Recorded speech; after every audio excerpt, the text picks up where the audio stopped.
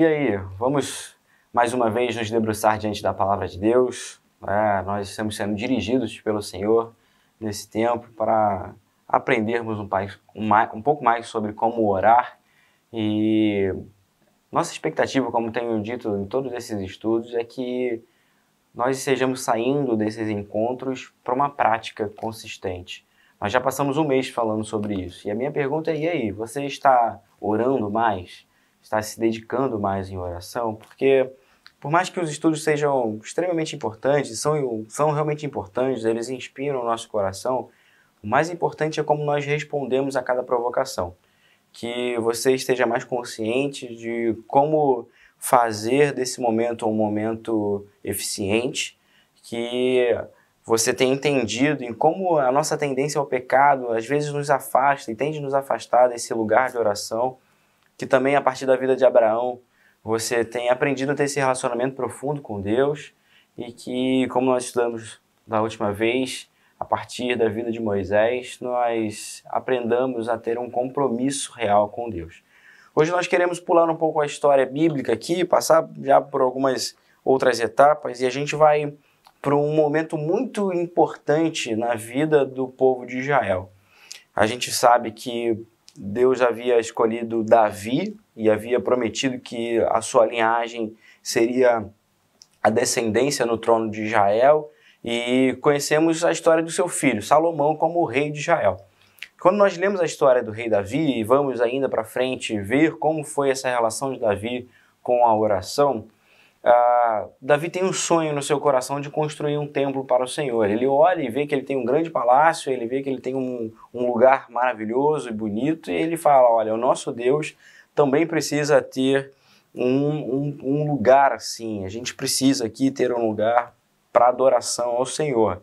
E ele planeja a construção do templo, que só é concretizada na história de Israel a partir da vida de Salomão. Nós lemos essa concretização no segundo capítulo de Crônicas, no segundo livro de Crônicas, a partir do capítulo 7. Nós temos um verso ali que é muito conhecido nosso, que é essencial, mas é muito interessante nós vermos a história aqui desse templo, quando nós vemos a consagração no templo e Salomão ora pelo templo e vê fogo descendo do céu, né, consumindo ali o altar, né, concretizando aquela obra ali. São 22 dias de festa pela inauguração do templo de Jerusalém. Então o povo está alegre, o povo está festivo. A época de Salomão é uma época de prosperidade financeira, de avanço dos exércitos, né? Apesar dos altos impostos. Isso é algo muito importante para a história de Israel. É um povo que está em crescimento, mas é um povo que está cansado dos altos impostos. A gente vê essa história chegando a eclodir numa divisão do reino quando Salomão morre e vai haver a disputa pelo trono de Israel e os questionamentos, na verdade, ali diante do rei, o povo clamando ao rei, olha, nós estamos debaixo de fortes impostos. Toda essa estrutura que Salomão cria, a ampliação do território, a conquista de outras terras, de outros povos, os elos que Salomão faz com outros povos, né?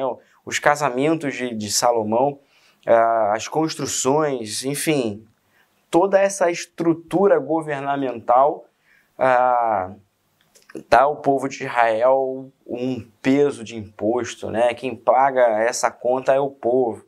Algo parecido com o que nós vivemos hoje em dia, aqui nos tempos bíblicos. A gente às vezes não compreende isso, não fica tão claro, né? Mas a Bíblia está contando a história do povo de Israel, está dizendo isso, olha, esse tipo de governo que centraliza a sua preocupação na matéria, ele é aparentemente benéfico, mas ele traz também graves consequências ao povo. E é muito interessante que depois desses 22 dias de festa, aqui descritos nesse capítulo 7 de Crônicas,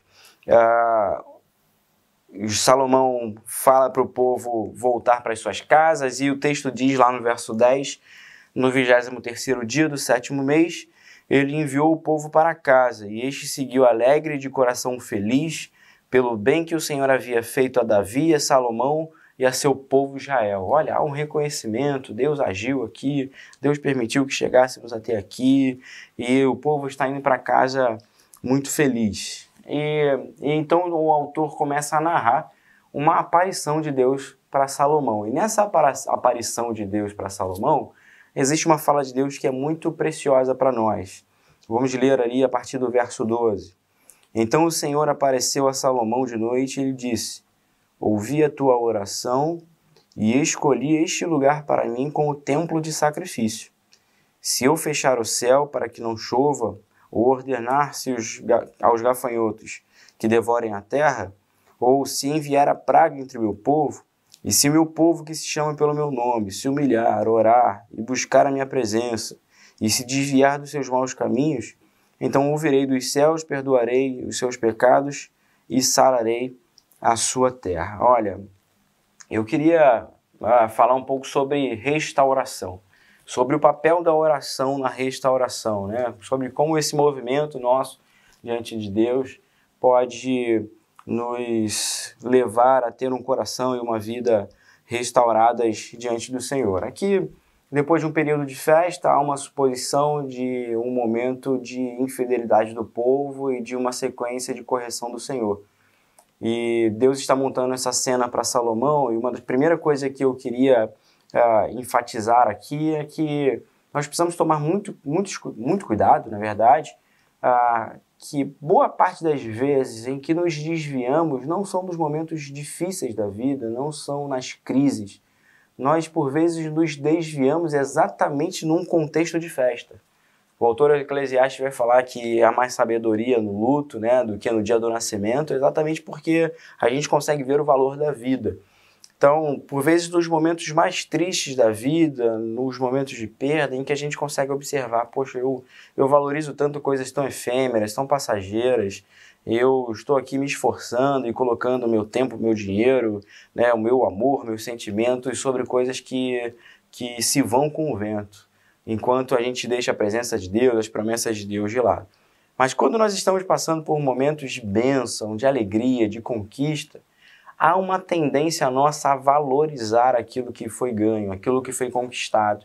Nós olhamos para toda uma trajetória de construção, de disposição em trabalhar para alcançar, que quando nós chegamos lá, nós nos esquecemos que durante toda essa caminhada nós orávamos: Senhor, nos sustenta, nos faz ir até o final, nos faz chegar onde queremos, nos faz chegar nas tuas promessas, nos faz chegar nesse lugar que é tão esperado. E esse lugar esperado, um casamento, um ministério, um trabalho, um concurso que foi passado, um status financeiro, um filho que chegou, acabam virando ali o centro da atenção e acabam tornando Deus um pequeno detalhe da casa, um pequeno detalhe do coração. Talvez nessa cena que Deus está montando aqui para Salomão, o que Deus está chamando a atenção de Salomão é: olha, esse templo é realmente muito bonito e eu escolhi esse lugar para ser o lugar da minha adoração, mas ele não é o centro daqui, eu sou o centro. E o que mais vale é que o povo continue feliz por me seguir. De tanto que nós vamos olhar para a história do povo de Israel e esse templo é destruído, não só uma, mas duas vezes. É destruído na invasão babilônica e depois é destruído pelo Império Romano. Nós entendemos que Deus não deixou de querer ser adorado ou não deixou de ter um lugar de adoração, mas aquele templo era apenas um lugar, aquele templo era apenas uma marca, né, no meio do povo, porque a presença de Deus sempre estaria disponível para a nação de Israel. Então, tome cuidado, a gente se afasta do lugar de oração, a gente se afasta do lugar de contrição, a gente se afasta do lugar de dependência de Deus, por vezes, quando confiamos nas nossas conquistas. A gente não só se perde quando tudo está dando errado, a gente às vezes se perde quando tudo está dando certo. E Deus faz aqui como se fosse um passo a passo de como ser restaurado numa situação assim. Nessa situação hipotética de o povo se perder e vir sobre o povo a mão do Senhor, é muito interessante como Deus deixa claros os sinais que o povo poderia perceber para que se arrependesse. Olha, se não chover, se os gafanhotos devorarem a terra, ou se houver praga no meio do meu povo, existiam essas marcas ali para que o povo reconhecesse, olha, Deus não está mais nos abençoando, existe algo que não está agradando ao Senhor aqui. E eu queria que você pensasse comigo nesses 3 passos que Deus nos ensina de como nos restaurarmos, né? Na verdade, como permitirmos que o Senhor nos restaure. Ele diz, se o meu povo que se chama pelo meu nome, essa é uma primeira característica, esse povo ele tem o meu nome, esse povo ele é comprado com alto preço, né? Essa consciência pregressa de que somos do Senhor, né? Somos feitos filhos de Deus, é isso que Jesus diz lá em João capítulo 1, verso 18, né? Aqueles que creram, deu-lhes o poder de serem chamados filhos de Deus. Então, essa é a nossa identidade. E aí ele diz 3 coisas aqui que são importantes para nós. Primeiro, se humilhar. Esse conceito de humilhação ele é muito precioso para nós, né? Nós lemos no Novo Testamento, humilhai-vos perante a poderosa mão do Senhor e Ele ao seu tempo nos exaltará, vos exaltará. Então existe esse peso de humilhação e exaltação.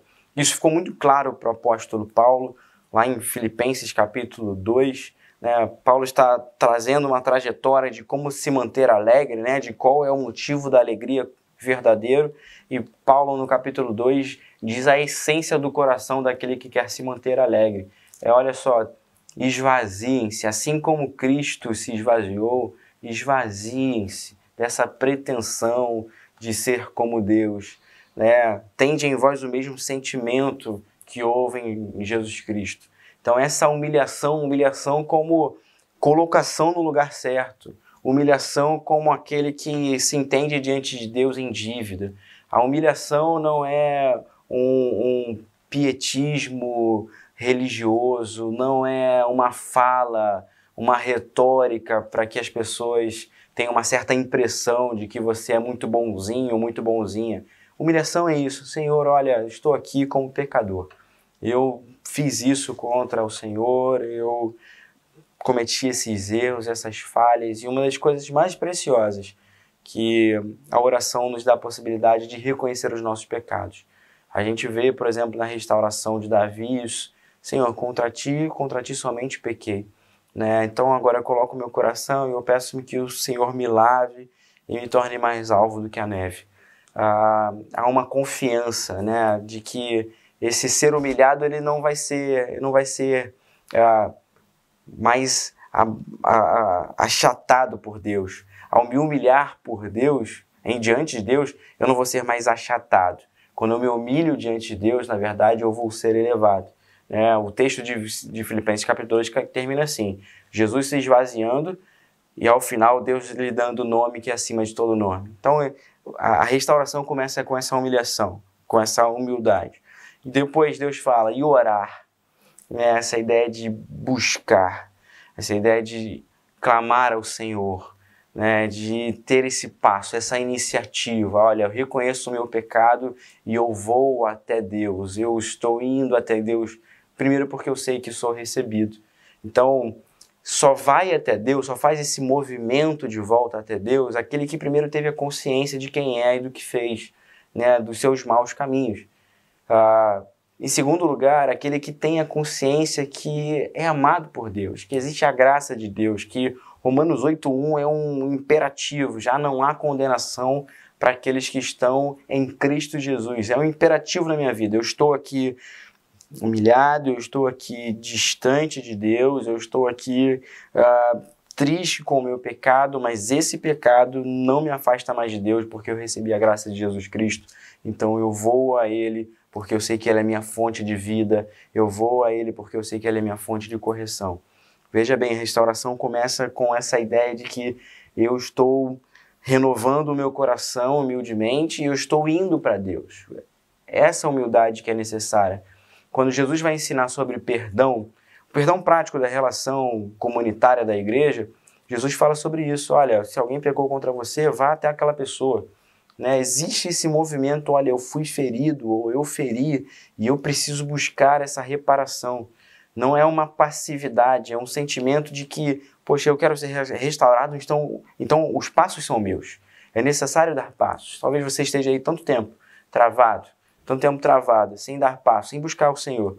E eu queria que você tivesse certeza da graça de Deus sobre a sua vida, para que realmente você viva essa restauração. E por fim, o convite de Deus para o povo de Israel é ir se desviar dos seus maus caminhos. A ideia de que eu reconheci não como uma retórica, eu não reconheci como um teatro em que eu estou convencendo a Deus e eu estou muito triste porque a minha plantação foi devastada.